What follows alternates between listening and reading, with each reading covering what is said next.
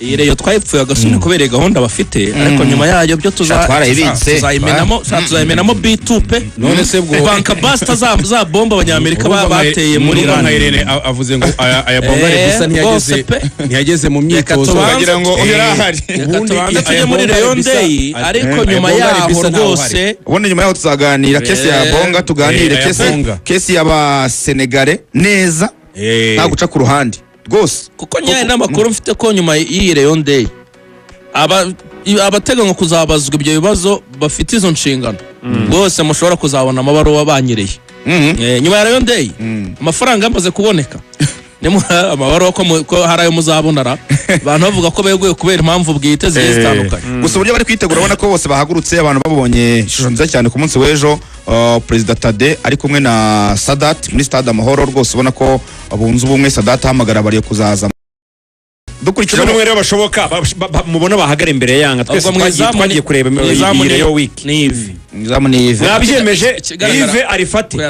Yves arimo mugisha y'abana aho ni V batatu no binyuma batatu Emery ni bisanzwe hakaza Kabang urumva na Rushema nabo bose batatu Emery Kabang na Rushema noneho abarufebe Mabure kameze neza Mabure ohe nsaba Imana ariko nibwo cyiza ureka tumushyire kuri bench Perezida aravuga ko bari kumudisciplina uraretse mubanzamo nibwo cyiza y'uburyo ubwo ni Serumogo y'ibumoso ni Serge Ziporo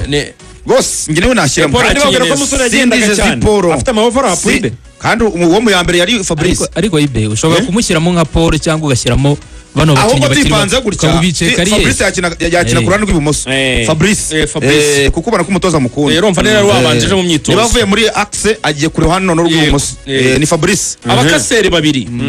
ubona abakaseri babiri akagombye kuba ari Richard urumva ndashimira Richard yego n'umuntu witwa Tambwe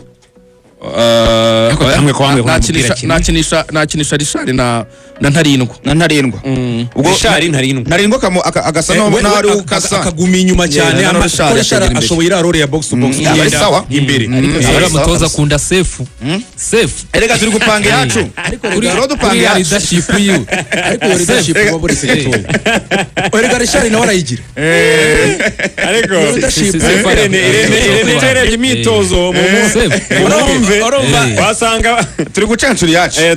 turacancura yacu ubwo hagati dushyizemo Aimable imitozo iwende yorene Aimable na Richard bose nk'ubu ndabizi ko umutoza adakunda Richard nko mu mikino amaze kumukinisha ariko urebye reality hari Richard ararusha abandi bakinnyi bari muri Rayon Sport mu kibuga hagati cyane cyane muri recuperation Richard arabarusha kabisa hanyuma buryo ubonye Mediateur w'imoso nk'uyu aba ari ikintu cyiza cyane kugira ngo ajye n'akavari ku ruhande rw'ibumoso ubwo imbere yabo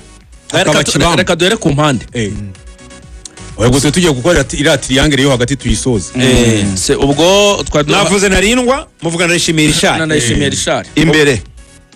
yabo na Bedi Bedi ubundi niyo match ya Bedi kuri Yanga rwose niyo match ye nagomba kwereka bari yuko nubwo yabahendeye ukuri kubafasha Yanga kuko urwego rwe nibwo azaba ari ku 10 urwego rwe ni urwa bapa ko Mizuzu azaba ari ku 10 ni igipimo none abataka babiri ubwo Yves na Bero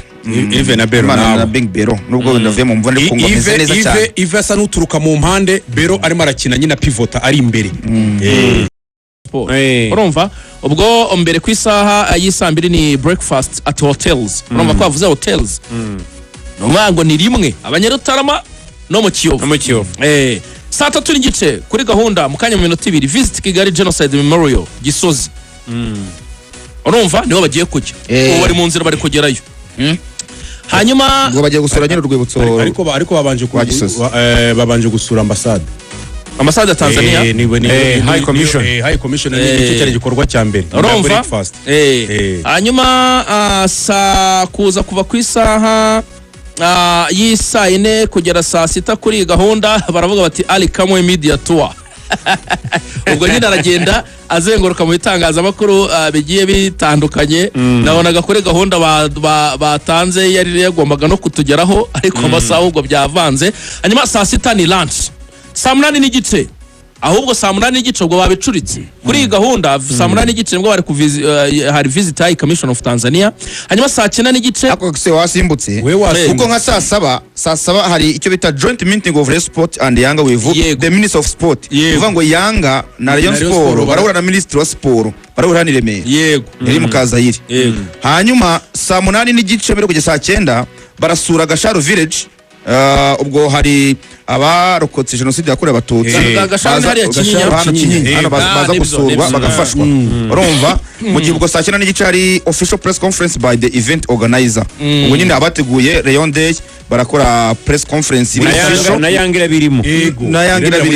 event organizer abateguye igikorwa aho Yanga iziramo neza ni saa 10 kuko bwo hari official press conference by Rayon Sports coach and captain kuri stade Amahoro uvuga ngo umutoza na kapiteni ba Rayon Sport baraganiriza itangazamakuru kuri iyo saa kandi kuko nabo ni saa 10 bari muri sare imwe rega barabara muri sare imwe kapiteni wa Yanga n'umutoza wa Yanga nabo baraganiriza itangazamakuru mu gihe saa 11 hari official pre-match training session for Yanga imyitozo ya Yanga kuri cya kibuga cy'imyitozo cyo kuri stade Amahoro nuko gahunda ya Yanga na Rayon Sport iteye icyo bita joint play ugakandi kandi karimo kuri Rayon bo barakora saa 4 hariya mu Nzove baraza gukora hafi isaha n'igice hariya mu Nzove ejo bari bakoze hafi amasaha 2 bakora ku kintu kijyanye na technique ndetse na tactique ku bantu babonye Rayon Sport ngo muri Rayon week uriya ngo nta philosophy y'umutoza yarimo nta process uriya ngo umutoza yashakaga kureba individual z'abakinnyi buri mukinnyi ku giti cye ukameze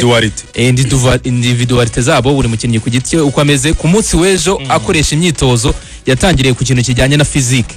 uko ayabonga iki cyumweru cyose ntago yigeze agera mu Nzove atangira ku kintu kijyanye na physique akurikiza ku kintu kijyanye na technique ho gake ku kintu kijyanye na technique urebye ikintu bari gukoraho cyane ni ikintu kijyanye na jeu direct kandi bakora amapasi menshi kandi bihuta cyane